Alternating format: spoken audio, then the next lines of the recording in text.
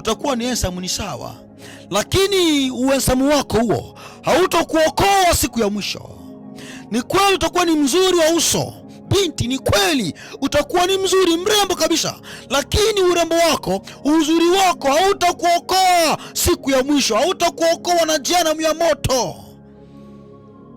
Ni kweli utakuwa ni mrefu, utakuwa ni una cheo kabisa, ni kweli, lakini cheo chako hicho hakitakuokoa. Ni kweli utakuwa na makalio makubwa, lakini makalio hayo mwisho wa siku hayatakuokoa. Ni kweli utakuwa na matiti makubwa, ni kweli unayo, lakini mwisho wa siku hayo hayatakuokoa.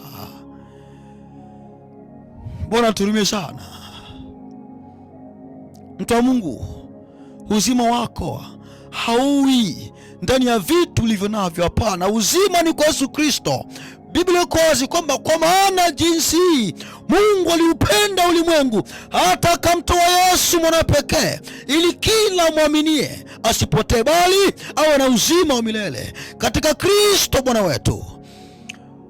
Wapendwa, neema ya kuokoka bado ipo, neema ya wokovu bado ipo, neema ya wokovu bado ipo, mlango wa neema bado upo. Yesu anakuita, njoni enyi wenye dhambi mkarejee kwa Yesu Kristo, maana bado mlango wa neema upo.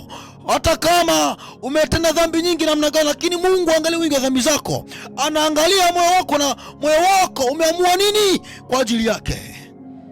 Hata kama umeua, umezini maradufu, umechafua vingine vyote, hata kama umeiba, hata kama umefanya kinyume na maumbile, hata kama umevaa vya kuvaa vibaya sana, lakini Mungu angalia wingi wa dhambi ulizo nazo, anaangalia moyo wako, anaangalia toba itoka moyoni mwako. Je, ni ya kweli?